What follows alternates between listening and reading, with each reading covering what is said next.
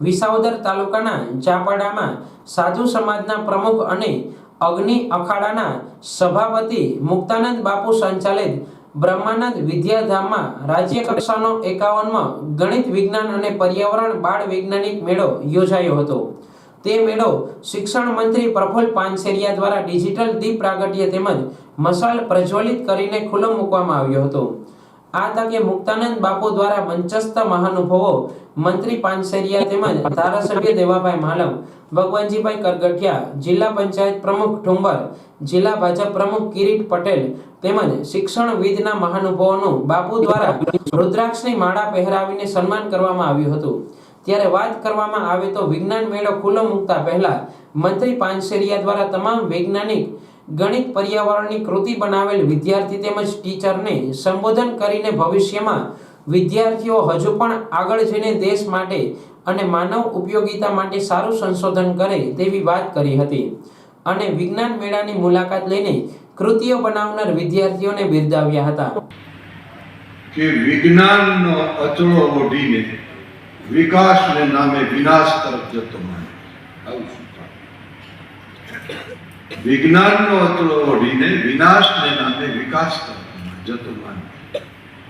વળી પાછો તો ગયું કે આ વાતથી બહાર પડાય ખરું, આ વાતથી બહાર પાડીને આ વૈજ્ઞાનિક યુગને શું આંચ લાવવા માંગે છે?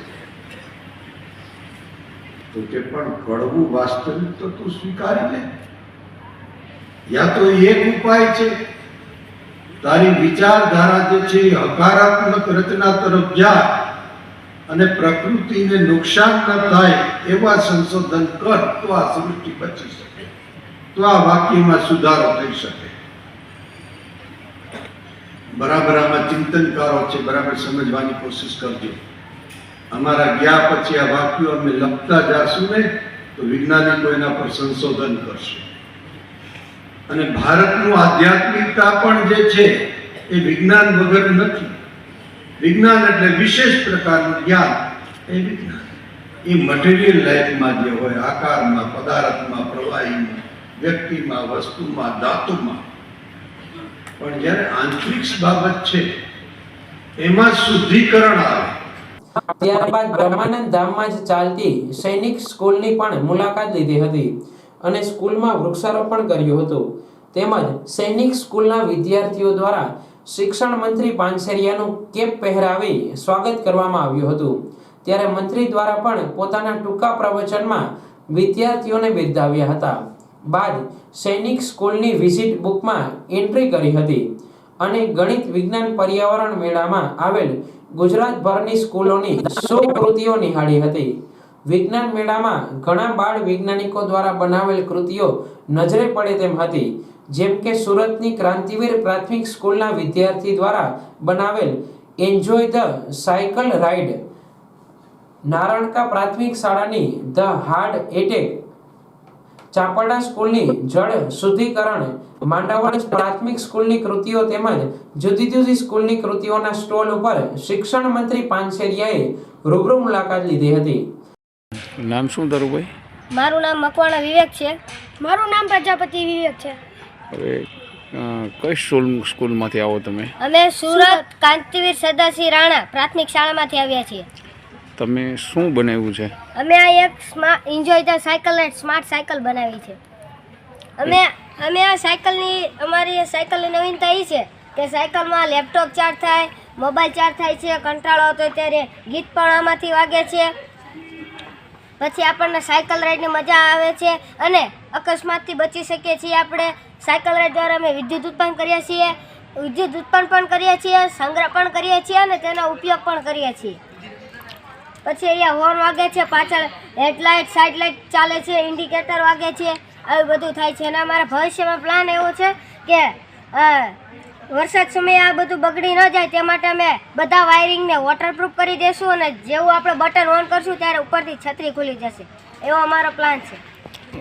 આ સાયકલ તમે બનાવી છે તો મિનિમમ કેટલી પ્રાઇઝમાં સાયકલ પડે તમને? 700 રૂપિયા। આ તો છે ને અને અમારી આ બધી વસ્તુ અમે પેલા ભંગારમાંથી લઈને આવ્યા હતા। ભંગારમાંથી ઓછા ભાવમાં અમને મળી જાય ને અમારી સ્કૂલમાં પછી વિજ્ઞાન મેળો હતો. અમે બધા એક્સિડન્ટ આવા જોતા હતા, તો અમે સરને કીધું, સર અમે એક આવું મોડલ બનાવ્યું છે સાયકલનું. સરે કીધું ખૂબ સરસ, સારું છે. હવે મેં કીધું સર આમાં કંઈક નવું ઉમેરી. પછી અમે થોડો પ્લાન આપ્યો, પછી સરે આપ્યો, અને આના ભાઈ 12મું ભણે છે, હરિકૃષ્ણ નામ છે તેનું, એને પણ થોડો પ્લાન આપ્યો. એનાથી આ સાયકલ અમે તૈયાર કરેલી છે. Screening and bridge chamber. Screening and bridge chamber એટલે સ્ક્રીનિંગ એટલે જે મોટો કચરો છે એને ગાળણ પ્રક્રિયા દ્વારા એને શું કહેવાય, પોલિથીન છે, પ્લાસ્ટિક છે કે કોઈ મોટો ઘન કચરો હોય તે ત્યાં દૂર થાય. બ્રીજ એટલે કે ગુરુત્વાકર્ષણ બળને કારણે જે નાનો જે ઘન કચરો છે નાનો, એ નીચે તળિયે બેસી જતો હોય, એ આગળની પ્રક્રિયામાં શુદ્ધિકરણ પામે. સ્કીમિંગ ટેન્ક એટલે કે એવો ટેન્ક કે જેમાં તૈલી પદાર્થ છે, કોઈ ઓઇલ છે, ગ્રીસ છે, તેલ છે, તે એમાં દૂર થાય.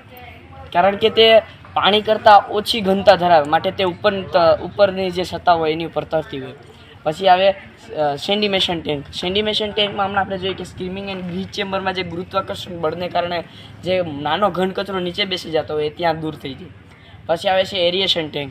એરિએશન ટેન્કનું કામ એવું કે જે અમુક વાર પાણી છે એ આવતું હોય, એના પ્રેશરમાં પરપોટા જોવા મળે, જેમાં આપણને ઝેરીલો પદાર્થ, આપણે ઝેરીલું દ્રવ્ય હોય ફેક્ટરી કે ઇન્ડસ્ટ્રીમાંથી નીકળતો, એમાં ઝેરીલું તો હોવાનું જ, એને સીધો ઉપયોગ કરીએ તો પિયત માટે પણ તેનો ઉપયોગ ન થઈ શકાય. કેમ કે જમીનમાં જો જેમ કે આપણે કોઈ લાખ છે, તો લાખ શું કહેવાય કે એ જમીનમાં ઉતરે તો જે જમીનને પણ નુકસાન કરે. એના કરતાં આપણે શું કહેવાય ડાયરેક્ટ ઓક્સાઇડમાં રૂપાંતર કરી દે, લેડ છે, એવા જે અલગ અલગ ઝેરીલા પદાર્થ હોય તો એને ઓક્સાઇડમાં રૂપાંતર માટે તેને ઓક્સિડેશનની પ્રક્રિયા કહેવાય. ઓક્સિડેશનની પ્રક્રિયાથી જે પાણી છે એ બિનઝેરી બને. બિનઝેરી બનેલું પાણી આગળ વહન પામે.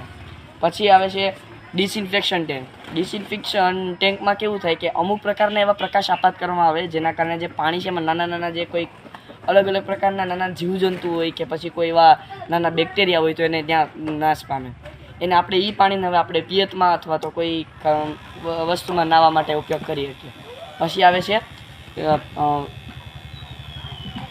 Filtration chamber. ફિલ્ટ્રેશન ચેમ્બરમાં કેવું કે પાણીને જો પીવાલાયક બનાવવું હોય તો ફિલ્ટ્રેશન ચેમ્બર હાથે બનાવેલું, ટૂંકમાં એમાં ફિલ્ટર પેપર છે, અલગ અલગ પ્રકારના જે પાણીને જાતા ધીમે ધીમે જે શુદ્ધિકરણ થાય પાણીનો પીવા માટે ઉપયોગ એમાં.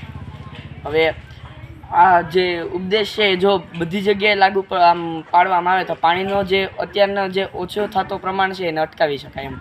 આ કાર્યક્રમમાં મંત્રી પ્રફુલભાઈ પાનસેરિયા સાથે ધારાસભ્ય દેવાભાઈ માલમ, ભગવાનજીભાઈ કરગઠિયા, જિલ્લા પંચાયત પ્રમુખ ઠુંબર, જિલ્લા ભાજપ પ્રમુખ કિરીટ પટેલ તેમજ રાજકીય અગ્રણીઓ તેમજ શિક્ષણ જગતના મહાનુભાવો હાજર રહ્યા હતા.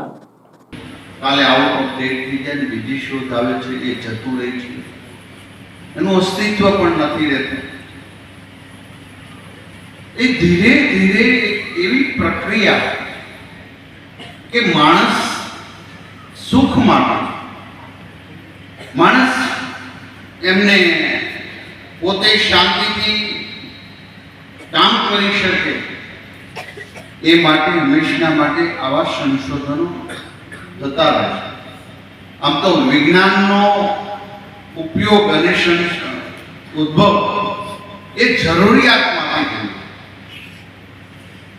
આમ તો પહેલી શોધ ચક્રની થઈ. એ સમયમાં કેવું હશે? ચક્રની શોધ એટલે ક્રાંતિ સર્જાઈ હોય ને ત્યારે સામાન્ય લાગે. એ સમયમાં ઝીરોની શોધ કરી ગણિતની અંદર. આજે આપણે સામાન્ય લાગે, પરંતુ એ સમયથી આજ સુધી સતત શોધ કરતા રહ્યા. પહેલા રેડિયો આવતો, આ ટીપોય જેવડો આવતો મોટો, ત્યારે ડાયોડનો ઉપયોગ થતો. કમ્પ્યુટર ચિપ્સ આવી ગઈ, સિલિકાની જગ્યાએ બેક્ટેરિયા પણ આવી રહ્યા છે ટૂંક સમયની અંદર. તમે શું બહુ હાઈલી એના સંશોધનો થઈ રહ્યા છે. આ રીતે એક વિજ્ઞાનની રુચિ, આ મેળવણ છે બાળકના મગજની અંદર. બાળકોએ નાના પ્રયોગ કરવા એ મેળવણ છે. પછી દહીં બનશે. તમને એક પ્રોજેક્ટ કરવાથી વિજ્ઞાન બની જવાય, વૈજ્ઞાનિક બની જવાય? એક વિજ્ઞાન મેળામાં જઈને વૈજ્ઞાનિક બની જવાતું હશે, પરંતુ આ મેળવણ છે.